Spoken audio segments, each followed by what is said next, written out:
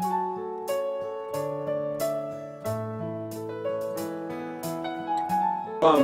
we are in this With Me and Without Me series. And so even in these video clips you saw that there was time of tension in relationship. Did you sense that?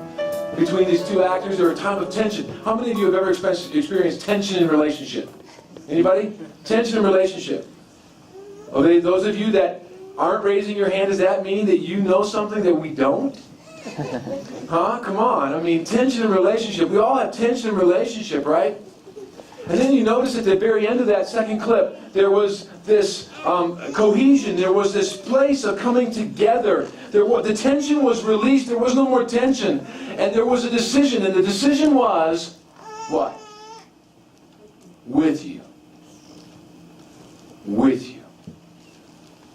Something amazing takes place inside of us when we're in the midst of tension, and we understand that there's going to be tension because we have two powerful people. When we talk about relationship at its microcosm, it takes two people, right?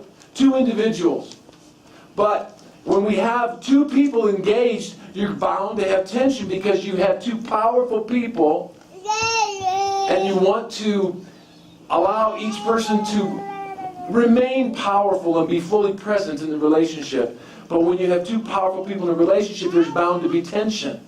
The tension comes when it seems like we're choosing not each other, but we're choosing ourselves rather than each other.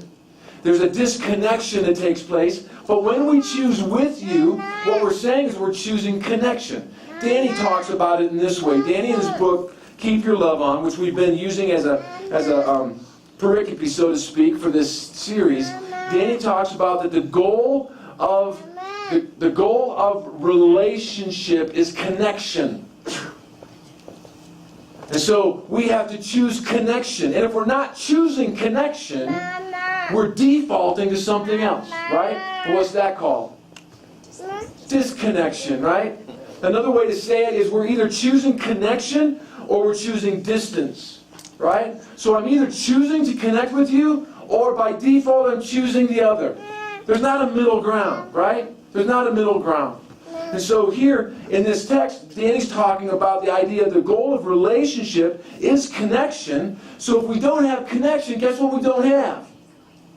We don't have relationship. Especially we don't have healthy relationship. Now, we also talked about in this text that the goal of connection is what? Do you remember? I know I'm pulling on some of your memory things there. You got to put your shoe on your head. That's a Mr. Rogers thing. I'm dating myself. All right, so the goal of connection is to understand. The goal of connection is to understand. So if I don't understand what you're going in, what you're going through, what's going on inside of you, if I don't understand that, how am I going to have healthy connection? Right? Check this out. 1 John 4:18. I want to read a couple of verses to you just to start out here. And 1 John 4:18 says this: there is no fear in love. I think I have the wrong verse. Just a second.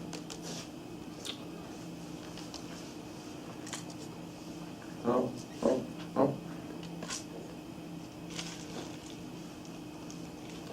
All right. Here we are. Sorry. John, I knew it was John. Okay. John 15, 9 through 11. John 15, 9 through 11.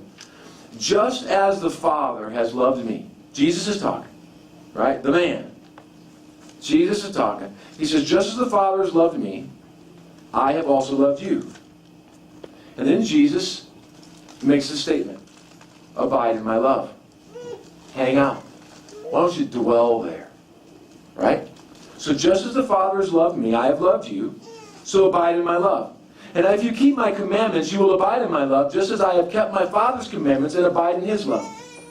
These things I have spoken to you, so that my joy may be in you, and that your joy may be full. Now check out one more verse, John 13:34. A new commandment I give to you, that you love one another.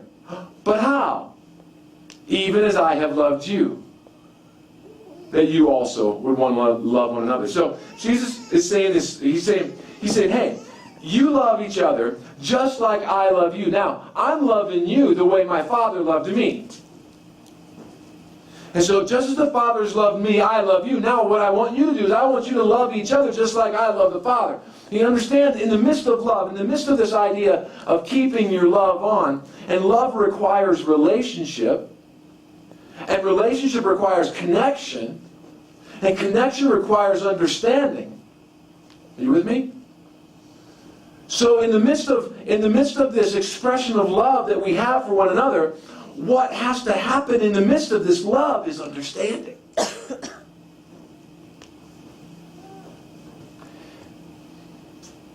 I want to talk to you this morning about how relationships, the tension in relationships, some of the dynamics that go on inside the tension of relationships, and even the way we communicate to one another. And I want to move from an unhealthy way of communicating to a healthy way of communicating.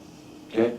To give us a little bit to go on here. So that's why I got this this tool for us to look at, which is the core values and guidelines of healthy communication. And actually, this comes right out of Danny's book.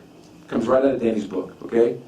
Well, just a little bit of review, though. You understand that early on in the series, we talked about different ways of communication. There was passive communication. Do you remember that? There was passive communication. There was aggressive communication. Am I cueing you in on anything? You guys remember it? So passive communication kind of conveys this idea when we passively communicate to one another. It means passive communication is you matter, but I don't matter. And so we communicate like that, right? And so Danny was talking about that the human being who uses this form of communication seems to have no needs and is eternally the long sufferer, right? They're in the relationship, but they're kind of distant in the relationship because the relationship really is all about you or the other, right? So they hide behind a facade because they're afraid of what will happen if they tell you the truth. I want to pause just a minute on this idea of the truth. Because as I was thinking about this, actually this hit me in worship this morning. And, the Scripture tells us to speak the truth in love, doesn't it? And the way I've normally contextualized that is, sit down, I need to tell you the truth about you. And I had this impression this morning, what if that's not at all what that's saying? What if speak the truth in love has everything to do about, would you please sit down, I need to tell you the truth about me. I need for you to see me. I need you to see, I'm going to crack open my chest, and I'm going to show you inside of me. And I thought of that, I thought, you see, there's this place of truth that it's so easy for us to kind of take the responsibility of the relationship and push it onto the other. Because I need to be feeling some things in this relationship. And you're the one that's responsible to make me feel these things. And so sit down, I'm going to tell you the truth about you. You understand what I'm saying? And so it hit me this morning, I was just sitting, I thought, oh my goodness, what if speaking the truth in love is not about confronting what's wrong in you? What if speaking the truth in love is all about me getting honest with me and bringing myself to the relationship so that you can really understand me? So when you understand me, what's happening? Connection is being built. We're growing connection because you're finally seeing inside of me. So this idea of a passive communicator is one who struggles bringing themselves to the table. And of course we understand what the root of that is. The root of that struggle is fear, isn't it? Because I'm afraid of how you're going to make me feel. I'm afraid you're not going to give me what I want. I mean, we had all these different nuances of fear in there. But check out this. So we have the passive communicator. And of course the result is that we know we got to bring truth into this. We got to bring truth into the relationship. We got to bring truth into the communication. But then we also have the aggressive communicator, right? The aggressive communicator is more like this. I matter and you don't. Right? So this is, Danny talks about it. He says this is the T-Rex form of communication, right? This is like a passive communicator. They're also motivated by fear, this aggressive communicator, but the T-Rex kind of powers up. And there's this intimidation in the communication, right? They're occupying all the space. No space for anybody else. But then we also have this thing that he talked about, which is this passive-aggressive communication. Like, this is a schizoid communicator, right? What am I going to use? What's the best way, right? So in this, it's like, well, you matter, but not really. That's what kind of this passive-aggressive communicator is. And this is the worst of both worlds, Danny says. And he says they use sarcastic innuendos, they use veiled threats, the manipulative use of scripture and judgments that come in the form of counsel are some signs of the passive-aggressive communicator. But ultimately, they're just still fearful. See, ultimately, in what's going on in all three of these styles of communicating is there's fear, and the party in the relationship, the one speaking, is unable to bring the truth about who they are into the relationship because they're afraid. And so Danny talks about that there's an assertive communicator. Now, he would say that the assertive communicator is the right style of communication. He says it this way. He says in the assertive communication, when that takes place, what happens is there's this acknowledgement that you matter, and so do I. The assertive communicator is a powerful communicator. And the powerful communicator is saying, here, let me show you who I am. Let me show you what's going on inside of me. And I want to see the same from you. In other words, here's some time. Whoever's going to go first, it doesn't matter. Hey, I'll let you go first. Why don't you show me inside of your heart? I'm going to show you inside of my heart. Right? So we're going to share that together. And so what happens in this assertive communication is that we protect the value of both people. They recognize the value in both people. Two powerful people are involved, and they don't want anything less. They want both people to be powerful. There's not a lording up, there's not a controlling, there's not a manipulating, there's not a defeatist, there's not a victim thing going on. It's both people are coming to them and saying, hey, we're both powerful here. In fact, I don't want a relationship I want a relationship with a powerful person. Amen. Right? Assertive communication increases the love, he says. You go, well, wait a minute, how does that increase the love? Yeah, it does. It increases the love. And he says, and actually Danny says that assertive communication is the foundation for a mutual respect in the relationship. That without two assertive people, without two powerful people in the relationship, you don't have a mutual respect in the relationship.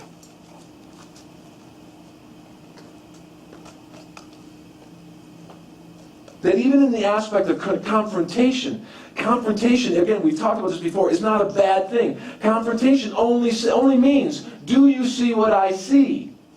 Now think about confrontation from a different way. You know, we often think about confrontation in the same way we have often thought about truth. Well, let me show you the truth about you. Well, let me confront what's wrong about you.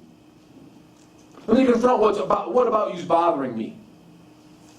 Right? And we've often taken this concept of confrontation in the same way as truth, and we've imposed it upon the other. What if we, just for fun, turned it around? So like I thought about, I had this insight about the truth this morning. What if we looked at confrontation the same way? What if confrontation meant, hey, can we just pause here right now? I want to confront you with me. I want to show you what's going on inside of me right now. The way this is going, the words, the tones, what's happening with us right now. Look at what it's doing to me right now. I want to show you this. I'm going to confront you with me. See, the cool thing about that is what that actually does is it moves relationships from controlling one another to inviting one another. It moves it from imposing myself on you to inviting you to see me. And now what are you going to do with that? And how you honor what I'm showing you is going to indicate to me how intimate we can be together. And the safer I feel as I open my chest up to you, the more intimacy is going to grow. Because you're going to show me how much you value what I say is important to me. Here's my heart. Does this make sense? I'm going, this is brilliant. Danny, brilliant. Here's the deal. one of the things we need to learn is just to be real with our words. Just to be real with our words.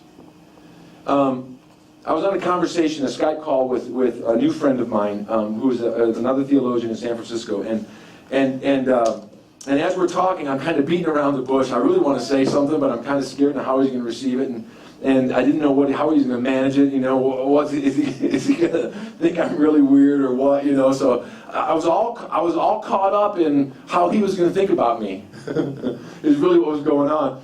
And it was funny because after the conversation, Kelly was in the other room, and after the conversation was over, Kelly said, "I've never seen you fight for words like that. I've never seen you so kind of running around, not knowing what to say." And she said, "What was going on inside of you?" And I was going, I was intimidated by this guy. I was worried about how he was going to feel about me, what he was going to think about me. You think I'm a wacko, crazy guy that lives up in the mountains of Colorado without enough oxygen, or whether or not I was really just I had something valuable to add to the conversation. And so we're talking back and forth, and he stops me. He says, "Brent, slow down, quick. Why don't we just say this?" And he laid it out. And it was exactly what I wanted to say. So he stopped me, and he brought me to be, he helped me to be real with my words. So often we're so led by fear in so many different ways, we don't even realize it. We're so concerned about what people are going to think about us and feel about us, that we're always beating around the bush and not really saying what needs to be said. Guys, say what needs to be said. Life is too short. Life is too short. Say what needs to be said. Say, show yourself. Reveal yourself. Fight for transparency. Fight for, hey, this is my heart. I'm not responsible for what you do with it. But I'm responsible if I'm going to be a transparent person. I'm responsible, and if I'm going to live in fear or not. I'm responsible for that. So, look, is it possible, you guys, regardless of what anybody ever says or does with your heart, is it possible for us to get to a place of commitment to say, I don't really care what anybody else does with my heart. I'm going to live transparent. I'm going to live a life of invitation. I'm going to live with my chest wide open. See, no one's responsible for my heart. I am. No one's responsible for my love. I am. No one's in control of me. I am.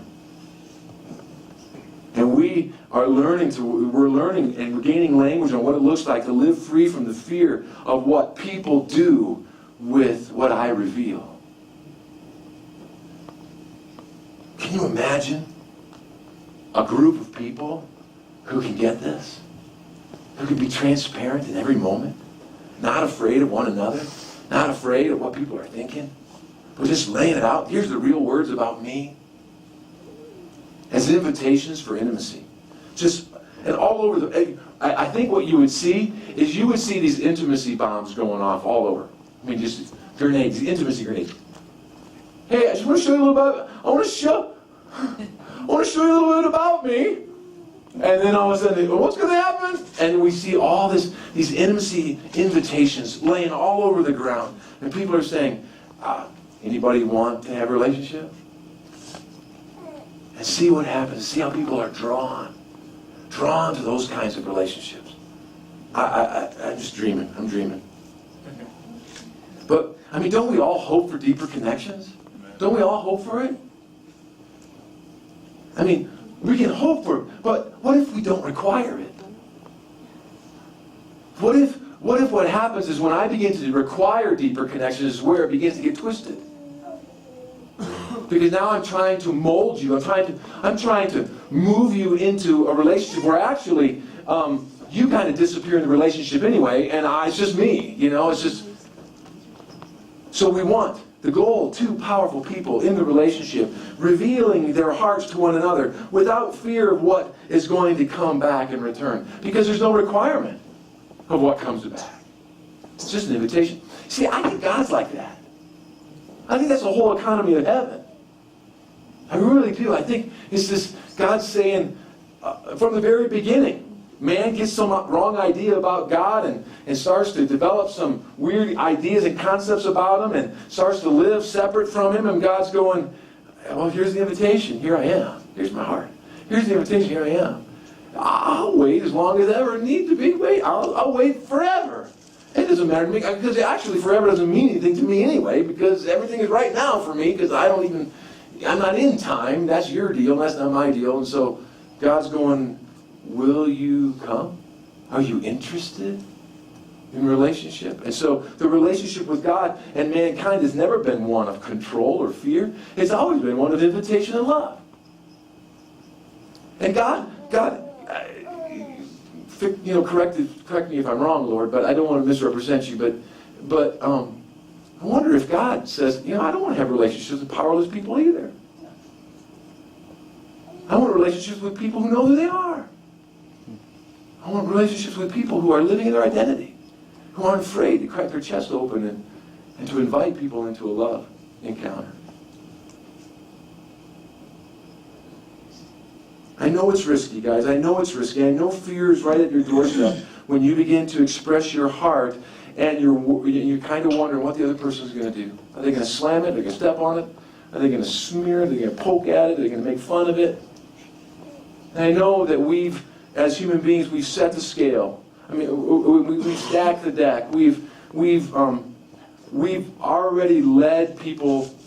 We've already laid the foundations, the framework for you not to trust us. And we thought it was funny.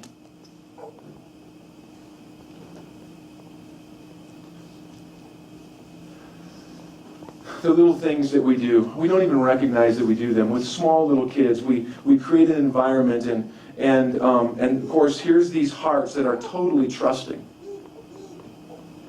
And we think it's cute, and so we tease them, and we create a situation where we show them that they can't believe us, they can't trust us. Hey, why don't you just fall back? Why don't you just fall back, and I'll catch you. Yeah, I'll catch you. Oh, and then we laugh, and we show them that, you can't trust anybody. And we develop this. We create these things. It's us walking by our kid who is kind of saying, man, I don't know. I'm standing by the side of the pool. I don't know if I want to walk in slow. I don't know if I want to get in all together all at once. And you walk by and you push him in.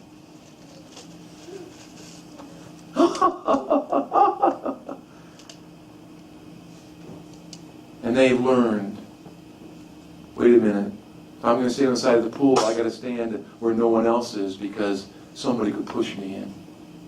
And so we create these momentums that really are these mistrust momentums. And I know that we're overcoming those when I ask you to do something crazy, like open your heart up regardless of what people think. I know I'm asking you something crazy. But what would it look like if we could get fear off the table and put love on the table? What if it would look like, I know we're learning, and I know we're going to have some hiccups, and I know I know love's going to feel conditional still, but what if we met and moved more towards the love the way God loves us? The Father has loved me, and now I have loved you. And now I want you to love others just like I have loved you. And Jesus is saying by that is, the Father has loved me unconditionally. I've not had to perform for the Father to love me. And you don't have to perform for the Father for me to love you. Now, are you able to love others in the same way? Because that's my heart for you. My heart for you is to love others without the need for performance, without the need for anything else in return. What would it look like just to love one another like that? And then, in the midst of that, see where relationships go. See what relationships take on deeper levels of intimacy because of the invitations that are expressed between one another. What would it look like for the body of Christ to really love like God loves?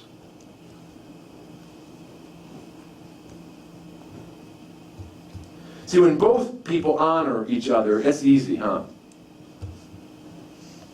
I mean, Jesus even talked about it. He says, love your enemy. To love those who love you. Oh, that's easy, because it's safe, right? Because they're looking out for your best interest, so it's easy to love them. But what would it look like to love someone, to extend an invitation of intimacy to someone who maybe has hurt you in the past and maybe is in some ways considered an enemy? What would it look like for you to be able to extend your heart without fear, even to those who you know will abuse it?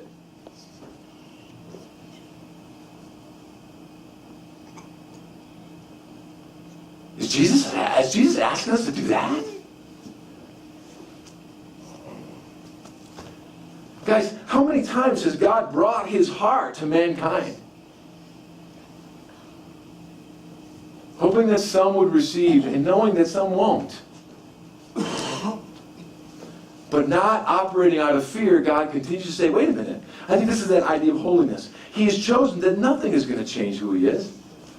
He's going to remain a person of love, of intimacy. That's who he is. That's who he's chosen to be. No one's in control of that but God. God says, I'm in perfect control of myself. Will you be in perfect control of yourself? So he invites us into the self-control thing. And he says, wait a minute. Are you able to keep your love on in every situation? No matter what the consequence, no matter what the risk. Can you be that kind of person? When you are, you'll look like me. Because that's who I am.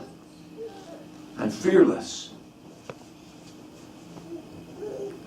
See, it's harder when one is not honoring your heart, and then that makes it hard. But the interesting thing, the answer is the same. No matter whether you're in an honoring relationship or a dishonoring relationship, the relationship isn't dictating who you are or what you will do. You dictate who you are and what you will do. Because you're the powerful person in the relationship. You have power over yourself. You turn your love on, and you can turn your love off. When you turn your love off, you don't look like your father. You've forgotten who you are because you've been made for love. You don't work well if you don't have love on. Right? It's not in your DNA. It's like you're taking on something else. I'm not saying that boundaries aren't important. In fact, I think boundaries are very important. Boundaries inside love relationships where intimacy is exchanged, boundaries are all over the place, and they should be. Because you are always guarding what is most valuable to you. And when other people dishonor what is most valuable to you, then boundaries are set. And they're indicating to you the level of intimacy they can handle with you. And when I talk about what's most valuable to you, I'm talking about the central core of who you are, the most dynamic relationship that you have with your God. That which empowers you. This morning, Kevin was talking about, this morning in pre-service worship, he was talking about love as our fuel. And I was reminded of that again. I'm saying, yeah, that's what we live and we breathe on. It's like the atmosphere we breathe. It's the air we breathe. It's the context of heaven. It's this love thing. And so, if I'm not operating in it, I'm burning some other kind of fuel, and I'm not made for. That Ephesians 4:15 passage where it talks about speaking the truth in love.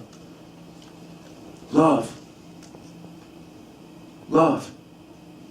And when I'm engaging you in communication, when I'm using words, I have in mind your heart, and that I want your heart to feel safe with what's coming out of me.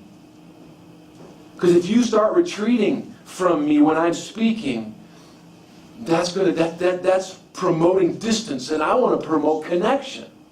I want you to feel even though our words might be hard and we're in tension, and I'm showing you what's going on inside of me in this situation, and you're showing me what's going on inside of you, and we're learning to honor one another. The goal is for you not to be afraid and for me not to be afraid. But what if what you're doing right now, the behavior that you're doing, exhibiting, is making me afraid?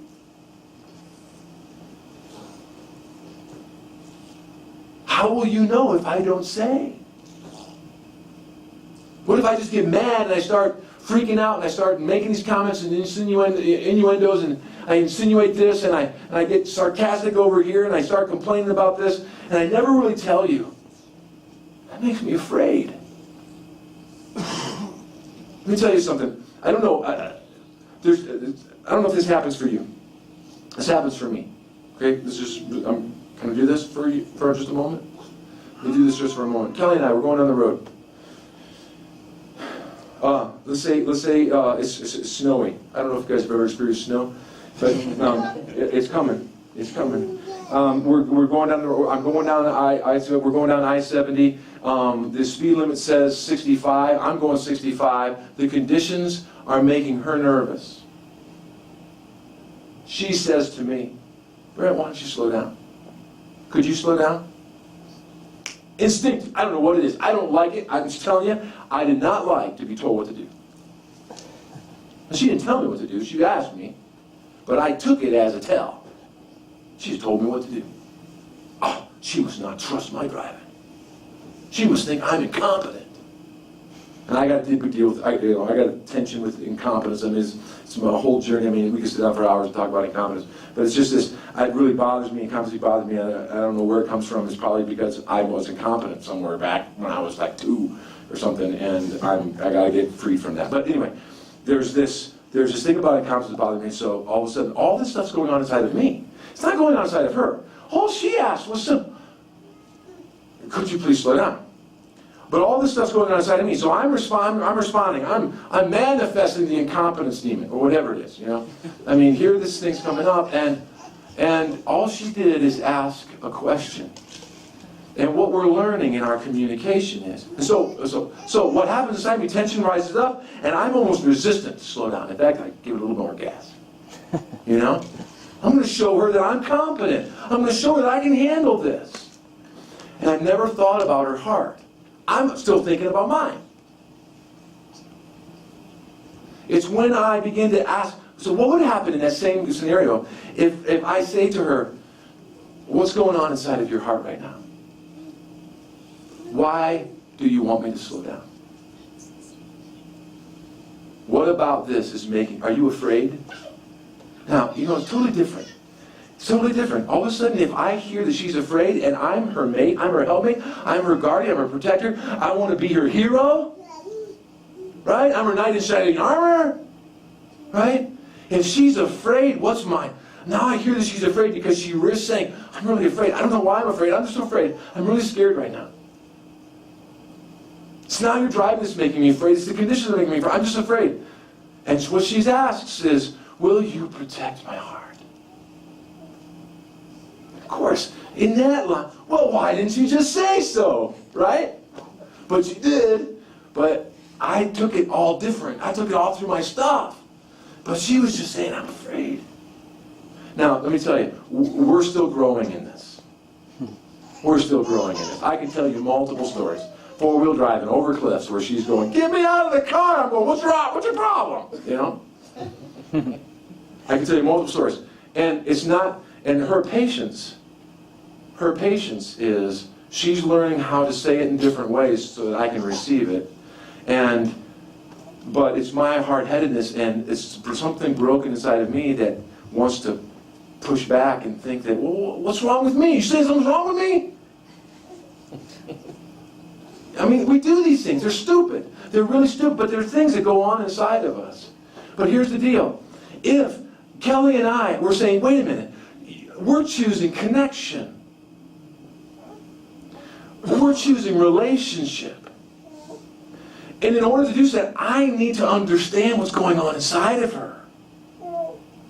If I don't understand what's going on inside of her, I'm going to be over here inside of me. But when I can begin to understand the whys that are going on inside of her, guess what? My heart naturally wants to rally to that. It naturally wants to go, I didn't see it from that perspective. I didn't know that was going on. You're not trying to control me. You're just showing me what's making you afraid. Now, it could be that what's making her afraid is totally stupid. Could be. But we'll discover that together as we begin to become transparent to one another. Does that make sense?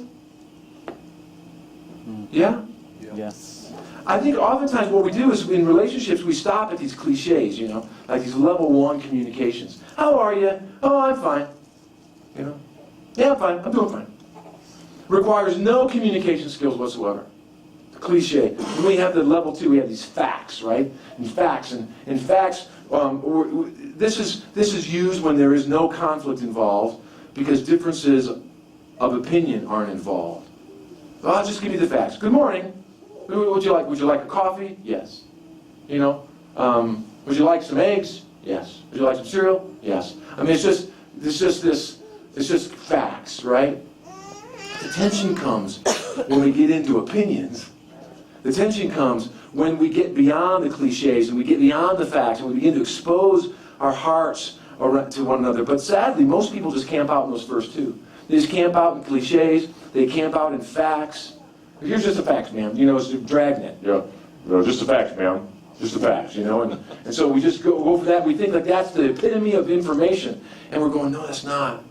Because the only way to build a heart-to-heart connection with someone is to communicate on a heart-to-heart level. If all I'm doing is communicating facts to you at a head-to-head level, that's the relationship that we have, is a head-to-head level. But all of us are looking for something far greater than that, aren't we? We're looking at something so deep where really this thing, to know and be known by someone. We're just longing for that. We're longing to be valued for who we are. Now, ultimately, we're being valued by that by God. So, if that's intact, whatever you think about me is irrelevant. Because it's not going to affect my self-esteem. It's not going to affect my sense of value. Because my value comes from what my God thinks about me.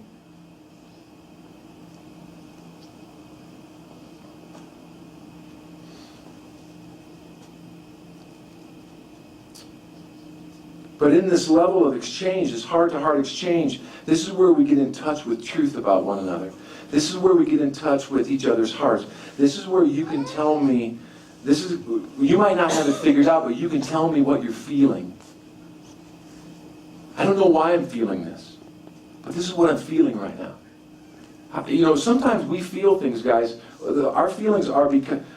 They could be because it's coming from within us. Sometimes we're feeling stuff that's not even coming from within us. We're feeling stuff coming at us from outside of us. And we don't even know if it's us or not. But we're working out that, right? We're trying to figure it out. But do you provide an environment of relationship, an environment of connection that is just stable? Wait a minute, we've chosen to connect. This is our level of, we've chosen this. And because we've chosen this, now we're going to get to understanding. We're going to get there. See, the test of your communication skill is when you have two people show up in the conversation and conflict or disagreement begins. When two people are there, two powerful people, but you're not in a place of agreement. Now you're going to test your level, how you handle communication. Now that's where that's going to take place. Now, the argument itself is a neutral thing.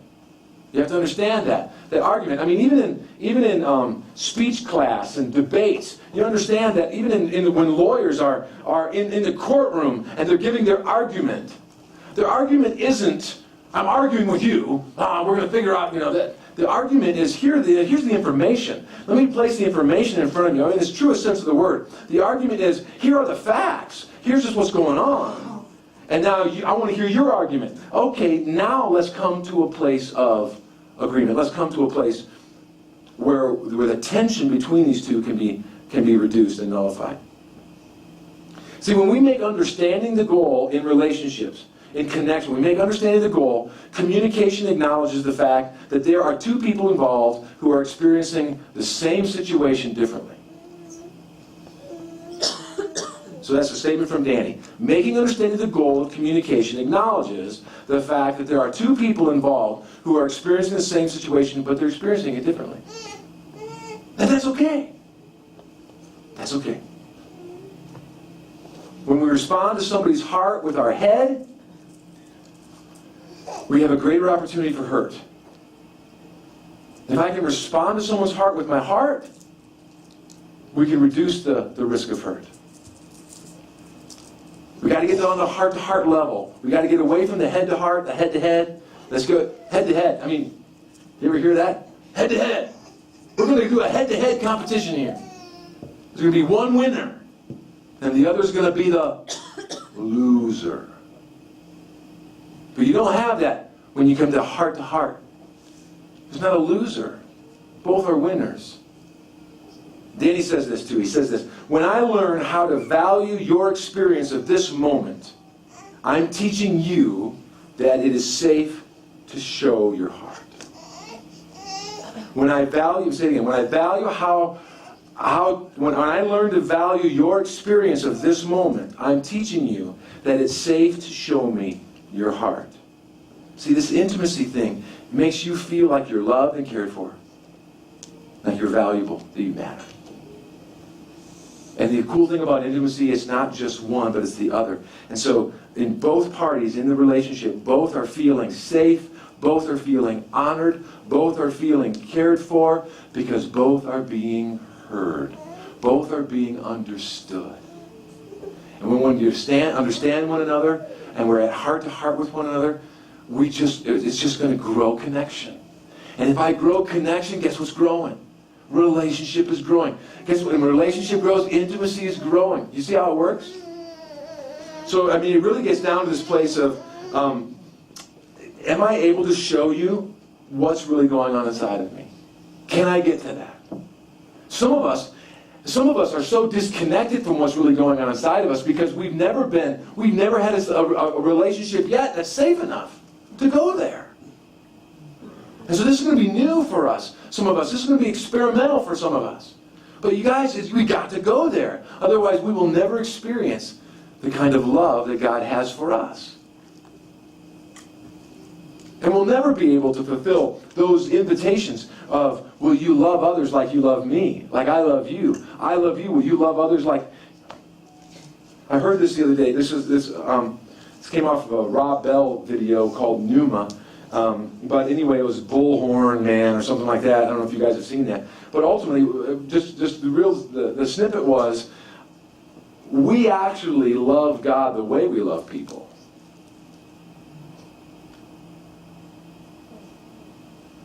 And to think that we love God any different, that's stupid. I know that we're supposed to love God, and then obviously the way we love God, we're supposed to love people. But he was backing it up. He's saying, wait a minute, you want to know how you love God? Look at how you love people.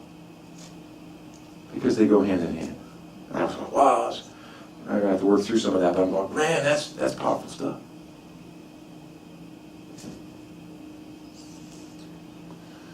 Understanding, and I'll end with this today. Understanding one another's needs. I understand. Ultimately, our needs are to be met in God. Right? You hear me? Ultimately, our needs are to be met here in God. But understanding each other's needs. We understand where they're supposed to be met, ultimately. But understanding one another's needs is the holy grail of communication. It's the holy grail. If you can learn to step in, listen, and understand the needs of the other, recognizing, hey, those are supposed to be met here, but granted, you might be an agent of God to meet those needs. But ultimately, they're supposed to be met in God. Otherwise, if we have needs that are supposed to be met by each other, now you're in control of me. Ain't gonna happen, right? You with me? So ultimately, our needs are to be met in God, but we can choose to be an agent of God. I'm going to meet that need for you, right?